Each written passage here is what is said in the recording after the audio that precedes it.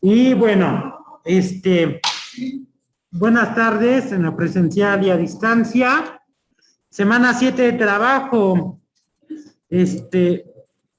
Aquí está el material para esta semana. Bueno, primero, ¿sí me escuchan? A Quetzali, América. Profesor, sí se le escucha. Sí, profe. Ok, perfecto. La profe sí se escucha. Muy bien, muchas gracias. Entonces, es la semana número 7.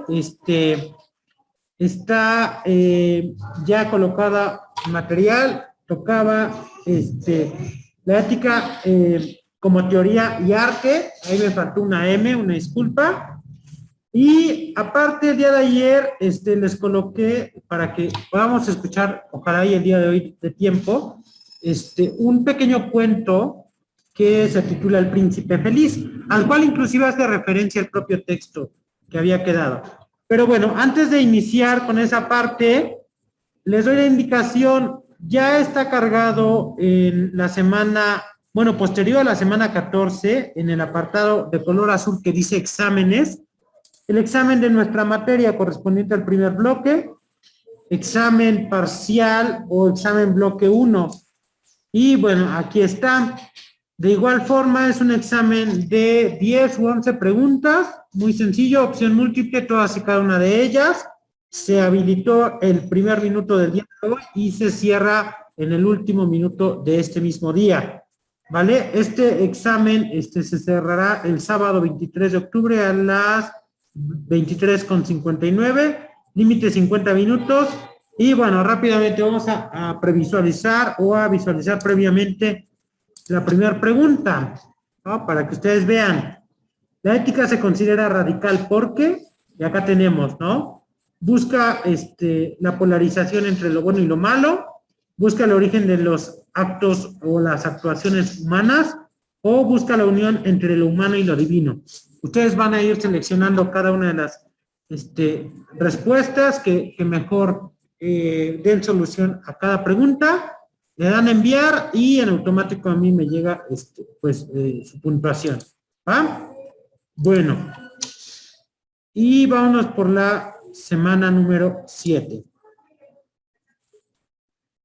¿Ok? La ética como arte de ser feliz. Vale. Ustedes recuerdan que había un autor, y si no lo recuerdan es buen momento para hacer para recordarlo. Había un autor que habíamos comentado que planteaba la idea de que el fin último de la educación y desde luego de la vida humana es la felicidad. ¿Quién era ese autor? ¿Quién me dice? Exacto, Aristóteles, ¿no? Aristóteles plantea que el fin, por ejemplo, de la educación, ustedes como profesionales no tendrían por qué preocuparse de la enseñanza de contenidos o del cumplimiento de un temario, sino tendrían que ocuparse, no preocuparse, ocuparse de manera práctica de el cumplimiento de la felicidad, el alcance de la felicidad de cada uno de los alumnos, ¿no? Serían algo así como una especie de compañeros, ¿no? De personas que acompañen este proceso en búsqueda de la felicidad, ¿no? Como esta película, ¿no? Hollywoodense. Entonces, para Aristóteles, la felicidad tiene que ver con el fin último de la educación, de la política, de la vida misma. Si nosotros, como profesores, diéramos una muestra del cumplimiento de nuestra labor y presentáramos índices de reprobación mínima, Aristóteles diría, bueno, es que esa no es una muestra, una garantía de que tú seas un buen profesor. La garantía es, pues, que tus alumnos sean felices. En la medida en la que las personas que nos rodean son felices, piensa Aristóteles, el ejercicio de nuestras profesiones se está cumpliendo, ¿no? Un médico tendría, por ejemplo, un cumplimiento en su profesión en cuanto pudiera conseguir que un enfermo, además de estar enfermo, fuera feliz. O un profesor cumpliría la función de su profesión cuando encontrara a un alumno que se asume como ignorante, pero al mismo tiempo como feliz, ¿no? Entonces, Aristóteles piensa que la felicidad es el fin último. Ahora, ¿con qué tiene que ver la felicidad? Dice Aristóteles, bueno, pues con el cumplimiento de la propia naturaleza. La clase pasada hablábamos sobre este concepto de naturaleza, que tenía dos acepciones. Lo primero era lo propio a cada una de las cosas, y lo segundo era lo opuesto a la cultura. Ojo, porque por ahí algo se les puede preguntar en el examen, ¿no? Al respecto. Entonces, el cumplimiento de la propia naturaleza es lo que nos da garantía de la felicidad. Ahora, decía el texto la clase pasada, que la naturaleza, por ejemplo, de unas tijeras es el acto de cortar bien, ¿no? O la naturaleza de un perro pastor alemán, pues es cuidar de las ovejas. Pero cuando nos preguntamos cuál es la naturaleza del hombre, ¿cuál es la finalidad del hombre? ¿No? Si la felicidad es cumplir con esa finalidad, ¿cuál sería la finalidad del hombre? Cuidar de sí mismo. Habla por ahí sobre el concepto de egoísmo, por ejemplo, en ese sentido, ¿no? O sea, de cuidar de uno mismo.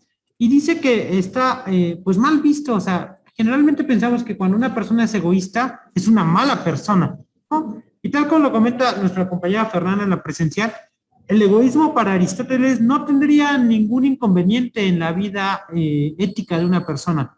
De hecho, en medida en la que somos egoístas, cuidamos de nosotros mismos y en ese sentido nos encontramos un poco más cerca de la felicidad, que, volvemos al punto, es el fin último. Bueno, pero no es el egoísmo por el egoísmo mismo, sino nuevamente Aristóteles pues plantea esta idea de que lo que le es propio al ser humano es el apartado del pensamiento y de la elección.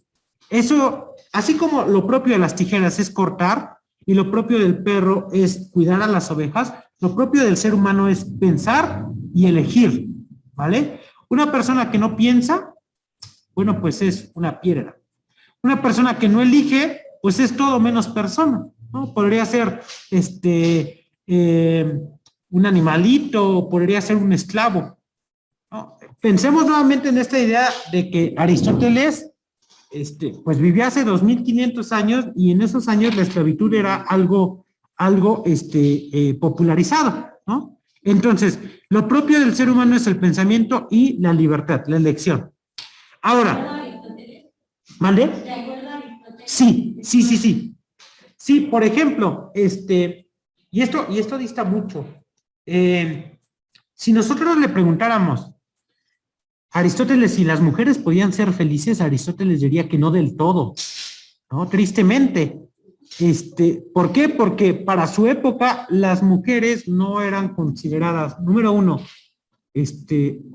hombres, ¿no? En este sentido, del antropos, y solo al antropo, solo al hombre le corresponde la capacidad de ser un animal político racional, ¿no? Entonces, Aristóteles pensaba, bueno, pues que las mujeres son animales, son políticos, pero son racionales en mucho menor medida que el varón, ¿no? Que el masculino. Y a todas luces, podían ser racionales, pero no libres.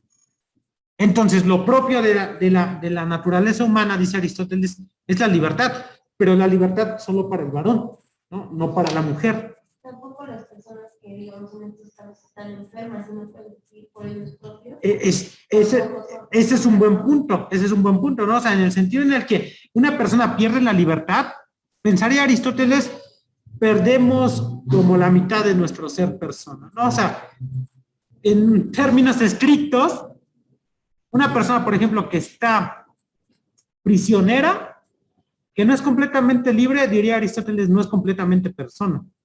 O sea, está ahí como su cuerpo.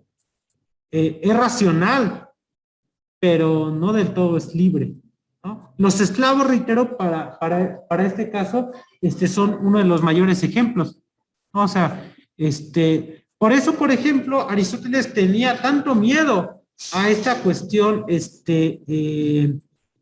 del sistema político, ¿no? O sea, si algo le tenían los griegos, era a la igualdad, ¿no? O sea, los griegos estaban perfectamente contentos con la idea de la desigualdad.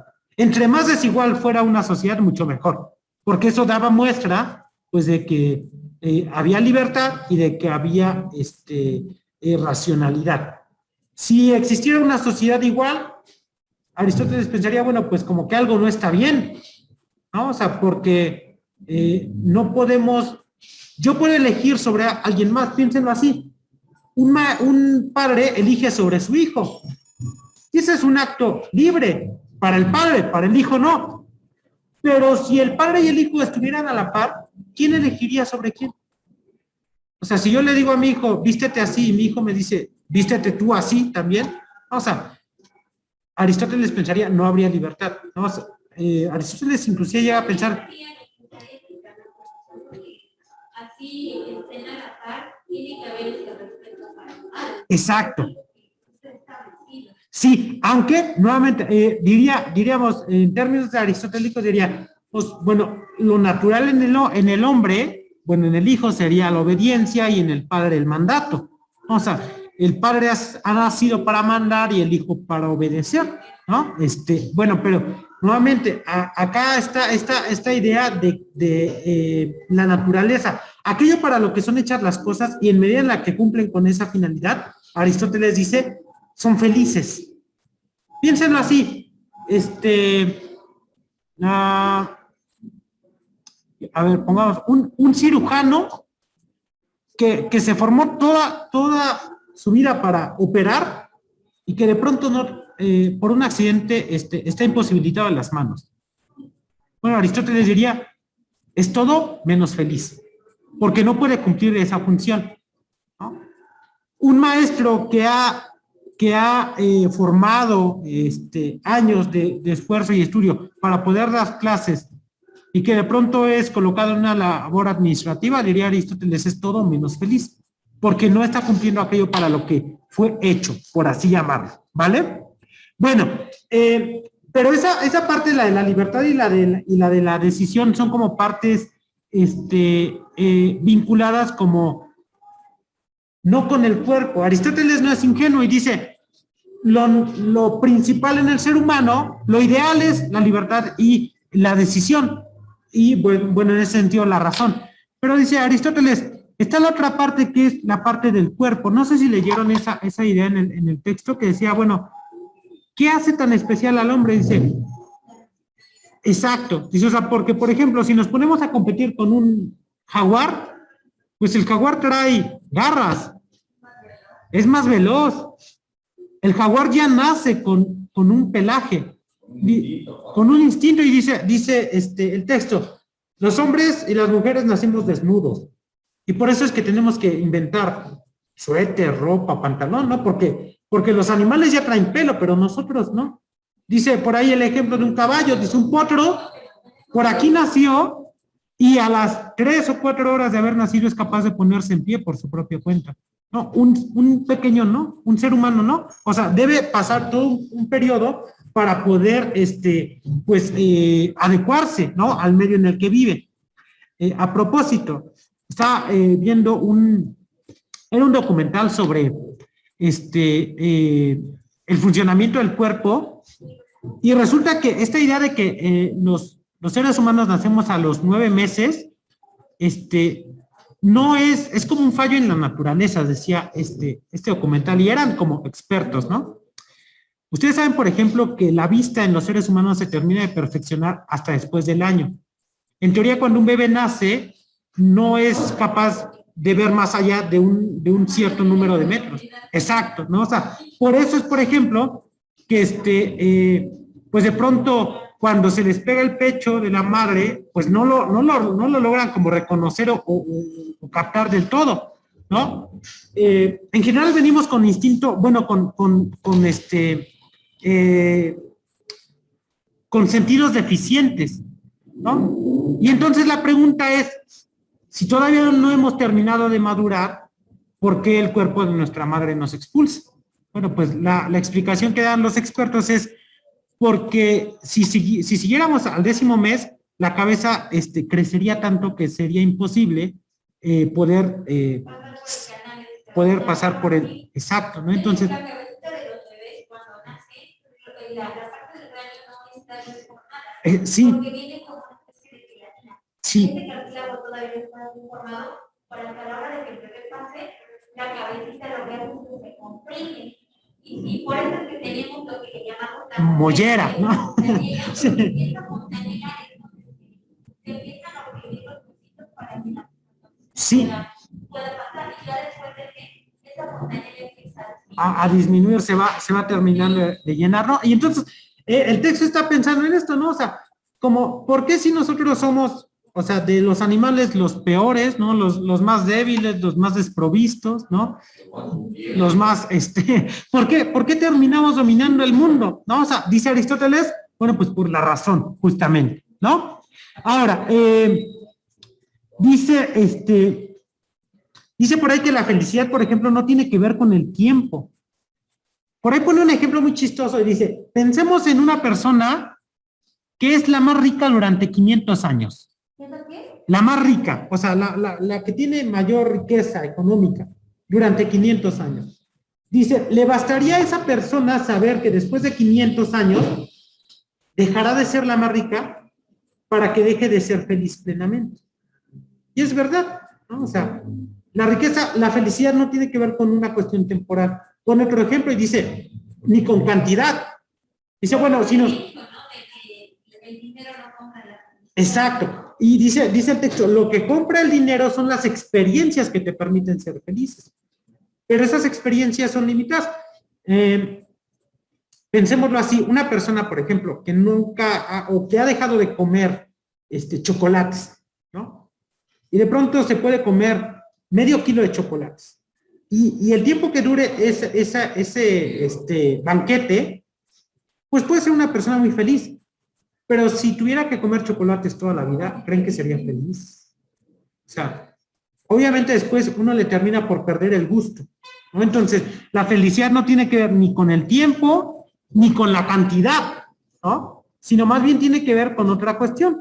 Nuevamente Aristóteles le remite el tema de la felicidad al pensamiento y desde luego a la elección, ¿vale? Bueno, ¿qué otra cosa habría que comentar?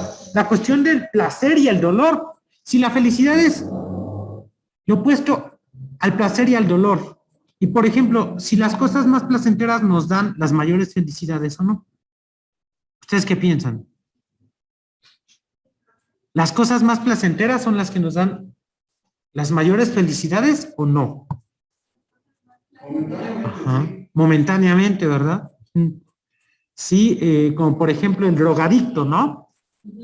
Que por un momento, pues, cualquier opiáceo, ¿no? que se suministre, pues le causa plena felicidad, pero cuando el efecto termina, pues quizá aparezca el dolor, la pena, la vergüenza, la culpa, ¿no? Y eso sería opuesto a la felicidad. Tomás. Sería más o menos hablando de una persona, por ejemplo, más rica, para que pueda ser más importante, más feliz de mi vida.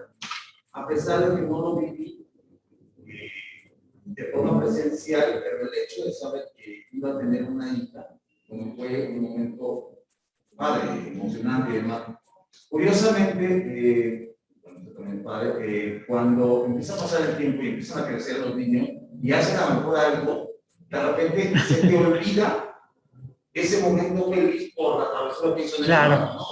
claro. Ejemplo, ¿no? O sea, por eso la felicidad es momentánea. Exacto, exacto. Y también va dependiendo, ¿no? O sea, ya lo habíamos comentado en alguna ocasión, si le preguntamos a un enfermo cuál es el mayor bien, pues va a decir la salud. Si le preguntamos a un mendigo, va a decir la riqueza. Si le preguntamos a alguien que está fuera de casa, pues va a decir la familia, ¿no? Entonces, esa cuestión, pues, hace referencia a, pues, el problema que supone el tema de la felicidad, ¿no? En el sentido en el que la felicidad no depende de una cosa, sino es multifactorial. Bueno, quiero compartirles un cuento, ¿no? Al cual hace referencia el texto. Es un cuento bastante padre. Por acá, de hecho, hace mención. Se llama El Príncipe Feliz. Aparece en la última parte como recomendación. Viene por acá en la recomendación. Acá está. De Oscar Wilde, ¿no? Dice, lee el cuento El Príncipe Feliz de Oscar Wilde. Y bueno, ¿de qué manera cambia la idea de felicidad del príncipe? Bueno, sí. Sí, es muy bonito. Se los cuento rápidamente y ahorita ojalá y podamos escucharlo. Resulta que en una tierra muy lejana había un príncipe que al paso del tiempo murió. Era uno de los príncipes más queridos por sus súbditos. Entonces, sus súbditos decidieron embalsamarlo y cubrirlo de oro puro y colocarlo en el centro de la ciudad. El príncipe entonces fue convertido en una estatua bañada de oro puro, que en lugar de ojos tenía zafiros, y fue colocado junto con su espada, ¿no? Y en la punta de su espada tenía un tercer zafiro. Bueno, estaba ahí colocado en el centro de la ciudad, en lo más alto de un pedestal. Las personas pasaban y decían, pero qué feliz debe ser el príncipe. En vida ha recibido honores, riqueza, gozo, bienes, y aún después de muerto, pues sigue siendo el centro de la ciudad. Sus amos, sus súbditos lo amaron tanto, pues que lo colocaron como la parte más importante de esta ciudad. Bueno, las personas pensaban que el príncipe era el más feliz de los posibles príncipes en todo el mundo. En alguna ocasión, una golondrina se plantó a los pies del príncipe, ¿no? Y lo admiró, dijo, ay, qué bonito príncipe, qué bonita estatua, bañada en oro. De pronto, le cayó una gota a esta golondrina y la golondrina pensó que estaba lloviendo. La golondrina, dice Oscar Wilde, se preparaba para irse con su parvada a Egipto. Y dice Oscar Wilde que le cae una gota a esta golondrina y entonces la golondrina piensa que está lloviendo. Levanta la cabeza y se da cuenta de que el príncipe está llorando. Y entonces la golondrina le pregunta, ¿por qué lloras, príncipe? ¿Cuál puede ser el motivo? ¿Estás bañado en oro? ¿Has tenido una vida plena? ¿Sigues siendo príncipe? ¿Eres el centro de atención de esta ciudad? ¿Por qué? ¿Qué motivo hace llorar a un príncipe que lo tiene todo? Y entonces el príncipe le cuenta a la golondrina que escuchó a una madre llorar porque su hijo está enfermo y no tiene para comprarle la medicina, ¿no?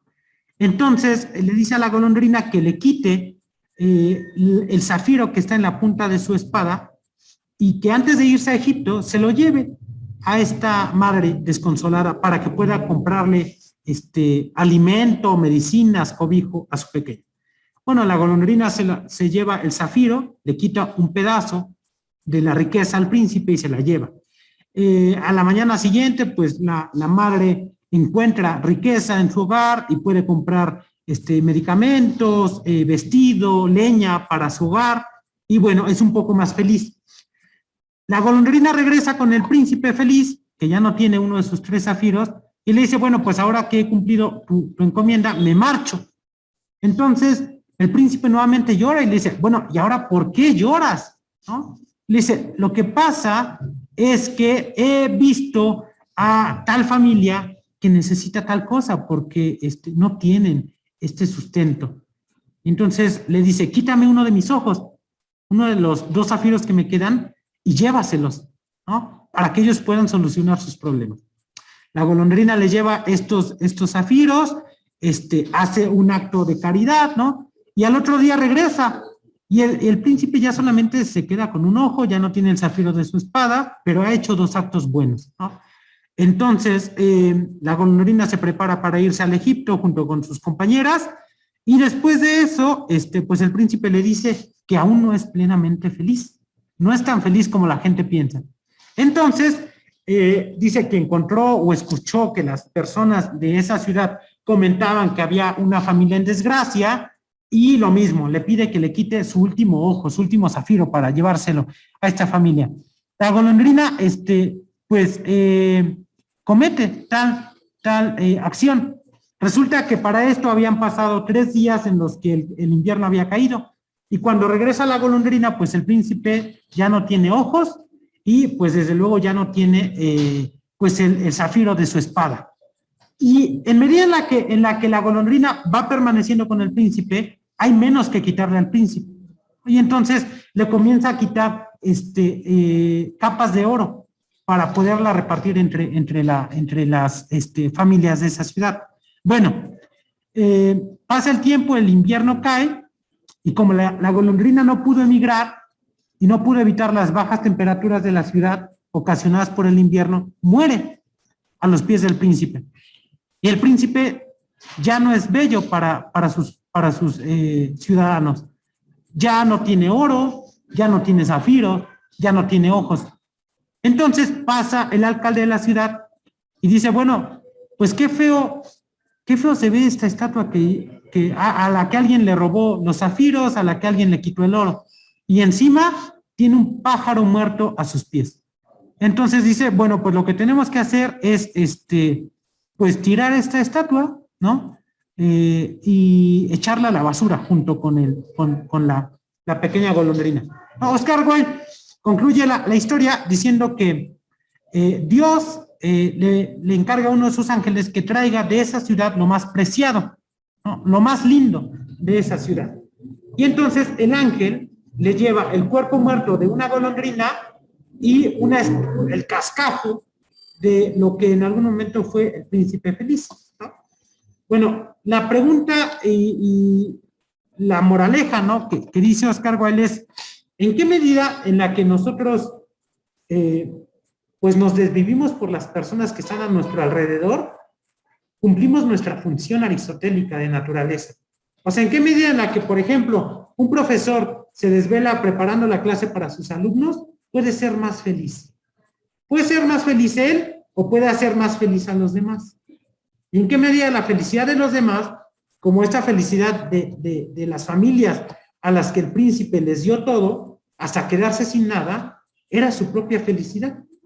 ¿O en qué medida, en la medida en la que, como decía hace rato nuestra compañera Fernanda, somos egoístas y no le damos a los otros, somos mucho más felices? O sea, porque de fondo, si el príncipe feliz hubiera dejado marchar a la golondrina y hubiera preservado sus 3 zafiros y sus capas de oro, podría haber seguido siendo el príncipe feliz. En cuanto se despoja de todo, bueno, pues básicamente es arrojado, ¿no? Al olvido. Entonces, bueno, ahí hay una cuestión, pues interesante, ¿no? Que analizar inclusive en el ejercicio profesional de la educación. ¿En qué sentido, pues nosotros podemos convertirnos en personas felices o convertir a otros en personas felices? No cumplieron ni con nuestra función y desde luego siendo pues infelices nosotros mismos, ¿no? Bueno, entonces voy simplemente a reproducir la última parte de ese pequeño cuento para que ustedes lo vean. Solamente el inicio y el final.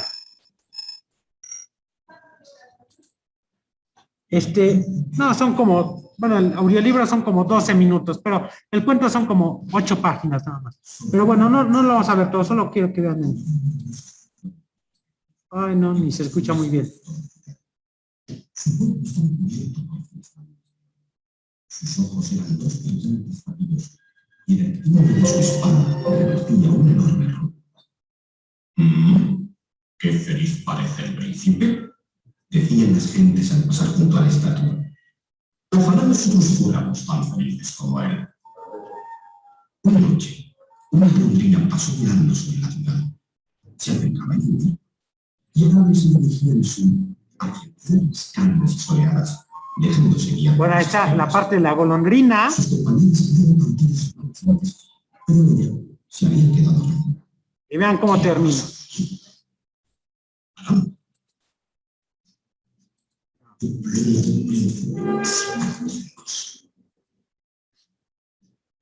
A la mañana siguiente, el alcalde y los concejales de la ciudad pasaron junto a la estatua y alzaron la vista para mirarla. ¡Caramba!, exclamó el alcalde. Fijaos en el príncipe. Ha desaparecido el rubí de su espada y los zafiros de sus ojos y el oro que lo cubría. Y parece un bandido. ¿Y qué hace ese pájaro muerto? Arrojarlo a la basura y poner un cartel que diga: se prohíba a los pájaros morirse aquí. Pues no faltaba más. Derribaron la estatua del príncipe y la encendieron para levantar una estatua del alcalde. Pero el corazón de plomo del príncipe no se fundió. ¿Qué es nadie?, dijo el capataz cuando halló un corazón y lo arrojó a la basura junto a la golondrina muerta. Entre tanto, allá en el cielo, Padre Dios dijo a uno de sus ángeles: tráeme los 2 objetos más preciosos que haya en la ciudad. Y el ángel regresó portando el corazón de plomo y el cuerpo de arte. Más de Padre, dijo Padre Dios: esta avecilla cantará eternamente en mi jardín del paraíso, y el príncipe feliz habitará en mi ciudad de oro para siempre. Bueno, y ahí está, ¿no? Es una reflexión que hace Oscar Wilde para niños, básicamente, pero que perfectamente funciona para hablar sobre las cuestiones profesionales, ¿no?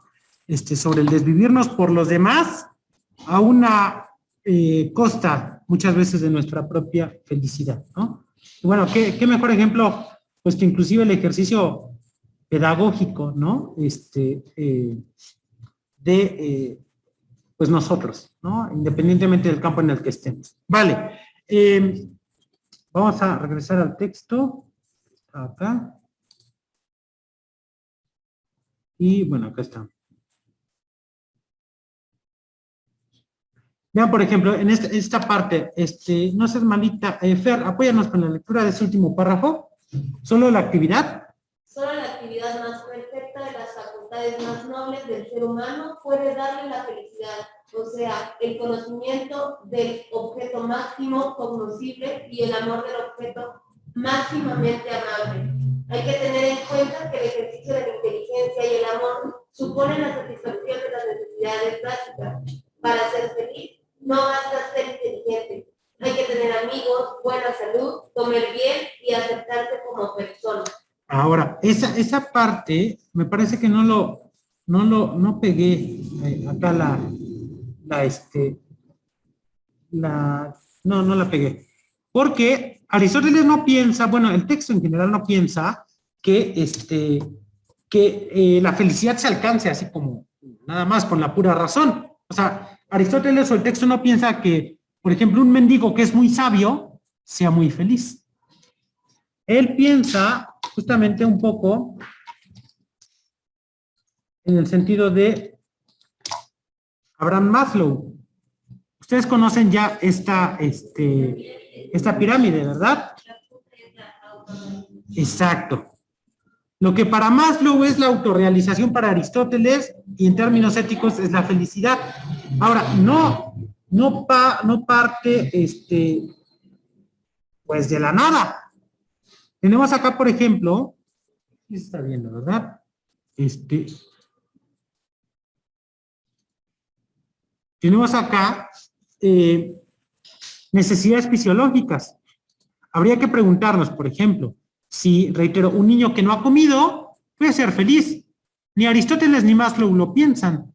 O sea, lo primero para ser feliz es satisfacer las necesidades fisiológicas. Dice el texto, el problema es pensar que las necesidades fisiológicas son la satisfacción de la felicidad. O sea, nos ayudan para ser felices, pero no son la felicidad como tal, ¿no? ¿Cuáles son esas necesidades? Bueno, respirar, alimentación, ¿no? Desde luego, el descanso, la parte reproductiva o sexual, y bueno, también la parte homeostasis, ¿no? Yo, por ejemplo, en el bachillerato hago una dinámica en la que les pido a los chicos que me escriban en un papelito las 3 cosas que les hacen más feliz, ¿no? Y paso por ahí una cajita y de manera anónima las colocan. ¿Qué creen ustedes que sea lo que más se repite? Comida, los más inocentes, pero piensen en chavos de 15 a 18. La parte como sexual, ¿no? De hecho, muchos decían, y ahí aprendí una palabra que era cochear. Yo no sabía qué era cochear, ¿no? Entonces muchos decían, cochear, sí, pero, ajá. Ajá, como, ellos decían como ajá. Cochear, ¿no? Ajá. Entonces yo no sabía, ¿no? Y hace referencia a eso. ¿Y usted con qué se come collar? Sí, no sabía. Entonces, esta parte, o sea, dice inclusive Maslow, ¿no? Que la autorrealización tiene que atravesar por estos periodos y va mucho inclusive de la mano. Incluso ahí está más claro, ¿no? Esto de tener relaciones como algo de las habilidades básicas. Exacto, Ahí en el segundo texto. exacto, ¿no? O sea, Son vitales, las vitales y la otra son las necesidades. sí, Pero yo porque, siento que esa parte a esa edad como que lo hacen o lo ven por moda, porque realmente a esa edad no disfrutas plenamente eso, es... Pues, no sé por qué lo dicen, ¿no? sí, pues yo creo que, Tiene que ver también con las partes de Freud, ¿no? Porque pues parte de eso viene de que a esa edad tiene que tener interés sexual. claro, ¿no? Sí, porque reitero, o sea, bueno, pues en ese sentido, pues igual, ¿no? O sea, muchos entablan su primera relación y demás, y del todo, fisiológicamente quizá no es lo más asequible, ¿no? Bueno, después de esto, que marca por eso el último párrafo, esa idea de que la felicidad quizá comienza, ¿no? A través de la comida, la alimentación, el vestido y demás, pues pasan las necesidades que tienen que ver con la seguridad, ¿no? La seguridad física, piénsenlo así, muchos de nosotros, ¿qué hicimos con nuestro primer sueldo? Pues quizá una borrachera o comprarte unos zapatos que no habías tenido, ¿no? O sea, como con bienes vinculados hacia las necesidades fisiológicas.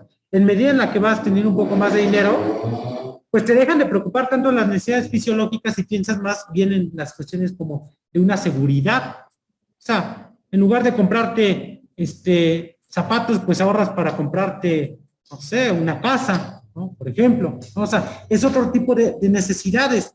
Seguridad física, de empleo, de recursos, moral, familiar, de salud, por ejemplo, ¿no? Sociales, que es el tercer escalafón, que es la parte de las relaciones, ya no en el sentido corporal, sino en el sentido de relaciones mucho más afectivas. Amistad, afecto, intimidad, ¿no? Pero en ese sentido no como de la intimidad sexual, sino más bien, Maslow piensa en una relación con uno mismo. Podríamos entender en este sentido como la privacidad. En medida en la que nosotros avanzamos, pensaría Aristóteles y Maslow, en la búsqueda de la felicidad, valoramos cada vez más la intimidad, ¿no?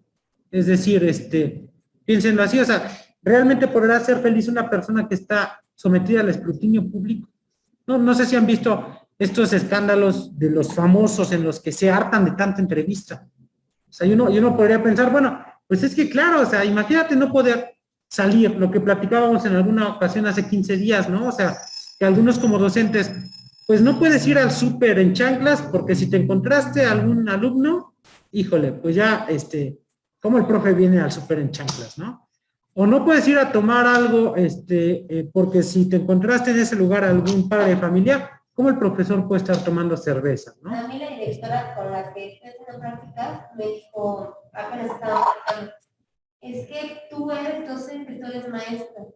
Y acuérdate que nuestro labor y nuestra imagen es como la del sacerdote. Sí. Y yo me quedé así, miren qué buena sacerdote. Sí, es justamente esto, ¿no? O sea, esa idea en la que, pues, la profesión se encarna tanto en la persona que terminamos siendo más personajes que personas, ¿no? O sea, como que si fuéramos actores, ¿no?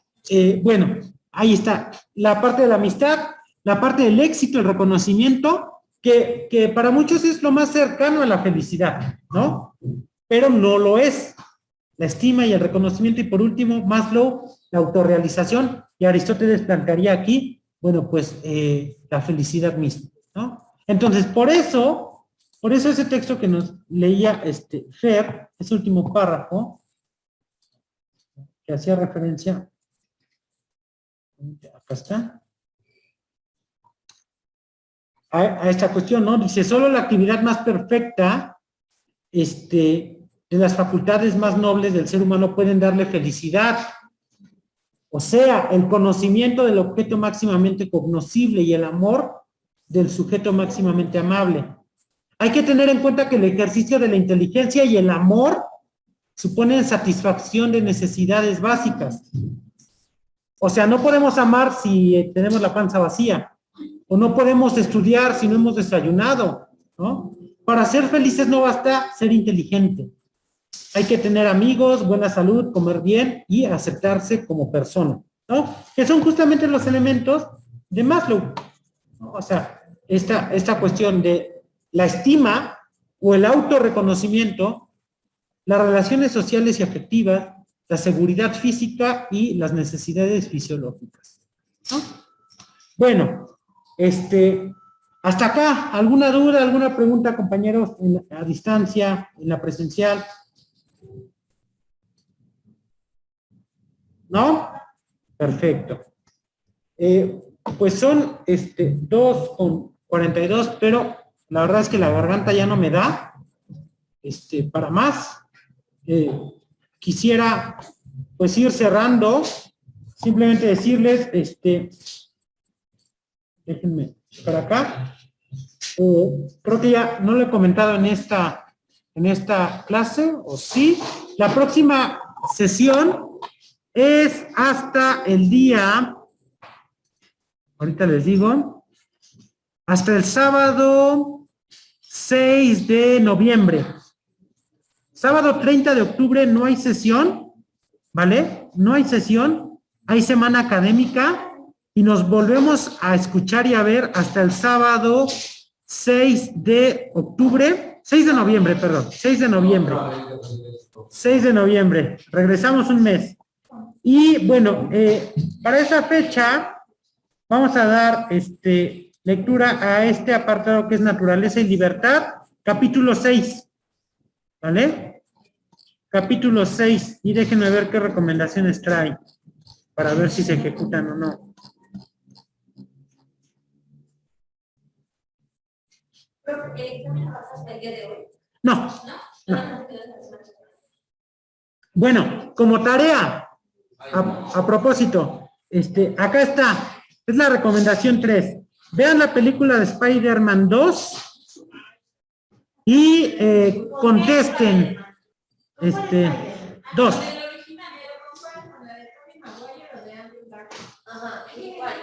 Es que solamente, Porque en sí hay 3 Spider-Man. pero solo la primera, ay, se me olvida, Terry. La de Tobey Maguire. Ajá, solo esa tiene 2, ¿no? Ajá, el original, sí. Entonces, vean la película de Spider-Man 2, el original, ¿no? Y van a responder esta pregunta. ¿Te parece que Peter Parker logra conciliar el sentido del deber con el del disfrute de la vida? No sé si recuerden esa parte en la que el tío Ben le dice que todo gran poder conlleva una gran responsabilidad, ¿no? Entonces van a pensar justamente en eso cuando ustedes vean la película y van a responder puntualmente a esta cuestión de manera escrita, ¿no? Para que lo comentemos acá. Si nos parece que Peter Parker logra o no conciliar lo que debe hacer con lo que disfruta hacer, ¿vale? Bueno, entonces vamos a dejarla hasta acá. Les mando un fuerte abrazo. Sí. Y pues la dejamos hasta acá el día de hoy, compañeras y compañeros. La 8, semana 8. Semana 8. ¿Va?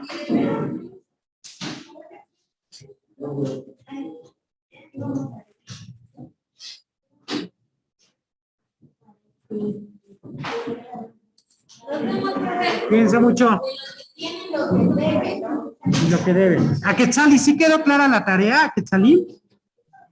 Profe, muchas gracias. Nos vemos, Ok. bonito fin. Gracias, igualmente. ¿Puedo volver a explicar la tarea? Lo que pasa es que tuve que apagar el módem, no me respondía mi internet y apenas entré. Sí, no te preocupes.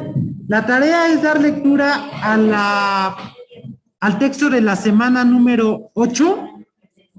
El texto se titula así, mira. Es Naturaleza y Libertad. Este es el texto. Capítulo 6. Está en la semana 8. Y la tarea, una vez que ustedes lo hayan visto, van a ver la película de Spider-Man 2. ¿Vale? Es esta película, Spider-Man 2. Por acá ya nos corrigieron, es como el Spider-Man original. Y una vez que ya la han visto, van a responder esta pregunta. ¿Te parece que Peter Parker logra conciliar el sentido del deber con el disfrute de la vida? ¿Sí o no? ¿Y por qué? Esa sería la tarea. En un parrafito lo escriben y lo comentamos de manera oral dentro de 15 días. ¿Va que va? Ok, gracias, profe. Sí, y El recordarles- examen está en plataforma, ¿verdad? Ya está en plataforma. Mira, está acá a donde dice exámenes. En este apartado de color azul. ¿Ya lo ves? Ok, sí, sí. ¿Sí? Va que va. Sí. Gracias. Sí, gracias a ustedes. Va que va. Bueno, pues vamos a dejarla hasta acá entonces. Les mando un fuerte abrazo, cuídense mucho y que descansen. Gracias, profe. Hasta luego. Hasta luego.